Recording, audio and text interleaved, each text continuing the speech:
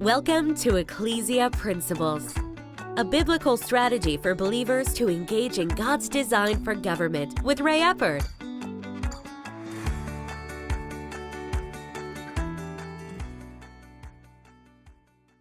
Hello, glad you could join us. And if you didn't hear yesterday, I strongly encourage you to go listen to it. I said some things that most people haven't said. But anyway, we were looking at Ecclesia principle that we call building a bridge of trust.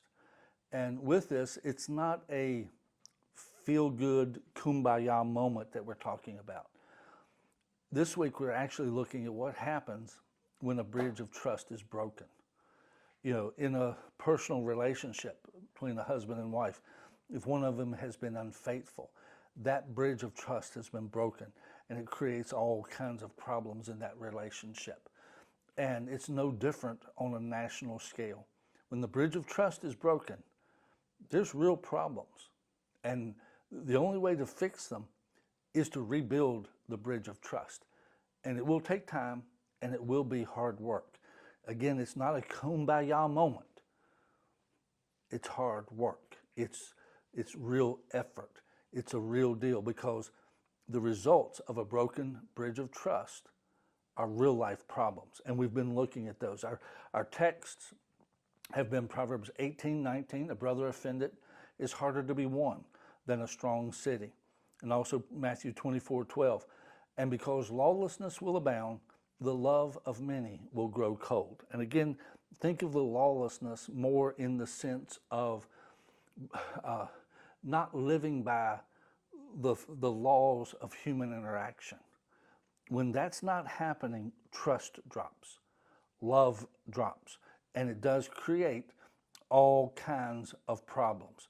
Now with this, we've looked at a number of things, and I want to cover, it would take too long to cover these in detail, so I'm just going to hit a bunch of them really quick today in talking about, again, the problems that happen when the bridge of trust is broken, because we need to see that this is a real problem. And if you really want to know, I've heard people say, the problems are so big. How in the world can we ever fix it? You begin by developing a bridge of trust with your neighbor, regardless of who your neighbor is. You begin to build a bridge of trust with people that you work with people who see things differently than you do. It starts by listening. And there's other things, and we'll get into doing the hard work next week. That's what we're going to be talking about, the hard work of building a bridge of trust. But you see, with this, when the bridge of trust is broken, the feelings of unforgiveness, revenge, and the need for justice are all felt. That begins, they're being fed, the sense of unforgiveness. That bridge of trust that's been broken feeds unforgiveness and causes it to grow. That bridge of trust being broken feeds the feeling of needing to get revenge and to right the wrong. The cry for justice gets fed because the bridge of trust has been broken. We're seeing all these things in our nation. You can see them on the news regularly. You see, every nation, organization, and system is in varying degrees of danger and disintegration when trust is damaged or broken in any of the areas that we've talked about this week. They are in disintegration. Our nation, if you would, to a degree, is in disintegration because the bridge of trust has been broken. You see, with this, and we're going to talk about a number of things that you can observe on a national scale. First, economic confidence in the system and those running it and overseeing it are challenged. I'll be honest with you. I have trouble thinking that how in the world, I eat out probably more than I should, but how is it that 5 years ago, you had restaurants that were fully staffed, looking for better help, had more hours. You never saw a sign up, short-staffed today, please be patient. And now 5 years later, under what is supposed to be a better economic situation, restaurants and other businesses reducing their hours, closing up shop, if you would, because there's not enough help. Well, where did all the people go? I mean, I know the numbers for COVID and dying were high. They weren't that high. To shut down so much of the economy as it has been shut down, it's just not that reality. There are definite dynamics with our economics. You know, I was driving yesterday and actually I saw a truck that I tried to tell who was advertising on the side of the truck, but it was saying that they were endeavoring to create sustainable supply chains. And I'm like, 5 years ago, we didn't have any problem with sustainable supply chains. Why did COVID, a health issue, destroy the economy? Why did it destroy the supply chains? Why did all of this happen? And and I'll throw this one out. A lot of people haven't talked about it, but why was it okay for a hospital to fire nurses who wouldn't get a vaccine and to hire a traveling nurse to take their place, but the traveling nurse didn't have to have a vaccine? Happened again and again and again. Why could the employee not stay, but they could be replaced by somebody else who didn't have the vaccine? There's just a lot of stuff that don't make any sense unless you follow the money. And as Forrest Gump would say, and that's all I got to say about that. But anyway, economic confidence in the system, those running it, it's challenged. Why in the world do we go from a booming economy to an economy that, quote, is booming on paper, but it's not booming in real life? You don't go out and see that happening. Car dealerships don't have cars on their lot. You can't have a booming economy as a car dealership if you don't have any cars. But yet, our numbers are great. How are the numbers great when you look around and it's the same all over? It's the same all over. Secondly, political confidence in justice, equality, and basic concepts and structures are challenged. I'll be honest with you, one of the basic structures of our country right now that's being challenged is the FBI. The FBI and the fact that it is a non-political law and order department.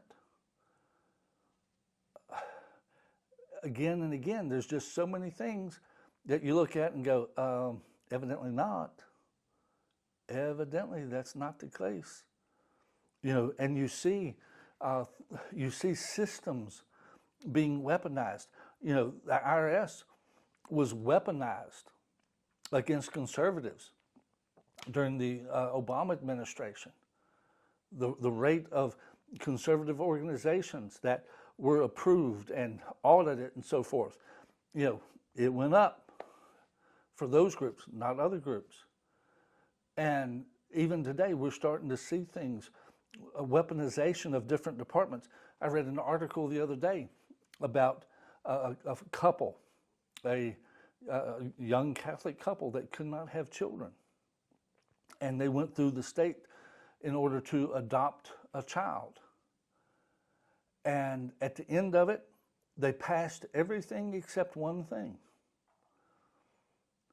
as a Catholic, their religion did not view gender identity properly. And because of that, they were denied being able to adopt a child by that state. Wow. Talking about weaponization, confidence in the justice, the equality, and our basic concepts as Americans. Those things are being challenged with the structures that are in place today. The educational system. I saw somebody the other day said something about we need to keep politics out of education. And I'm thinking, well, 50 years ago, you could have done that. But today, biology class is political. Are there more than two genders? The left has brought politics into education. It's there. They're rewriting history. They're changing biology. They're changing the bathrooms.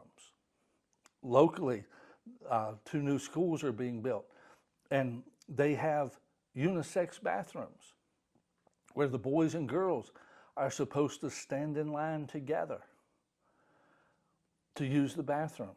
And it's in middle school. Boy, tell me that's a good idea. I don't think so. No, politics is already in the school. And if you don't think it is, I don't know where you've been. The left has brought politics into education. And they are also primarily ones leaving the idea that politics shouldn't be in the schools, because you need to leave education up to them, because they pretty much control education. And if you go to fight back, then you're a radical trying to change these things. No, it's like so many of the school boards in recent times, people trying to read some of the books that were in elementary and middle school libraries. And then the person reading it being told that they would not be allowed to read it because it violated FCC rules. Wow. So what's that book doing in an elementary library, in a middle school library, if it doesn't pass FCC guidelines for being aired? No, we can have the political agenda in secret in the library and in the halls of the school, but you can't talk about the fact that it's political, and you can't have a differing view. That's a problem. Class warfare deepens.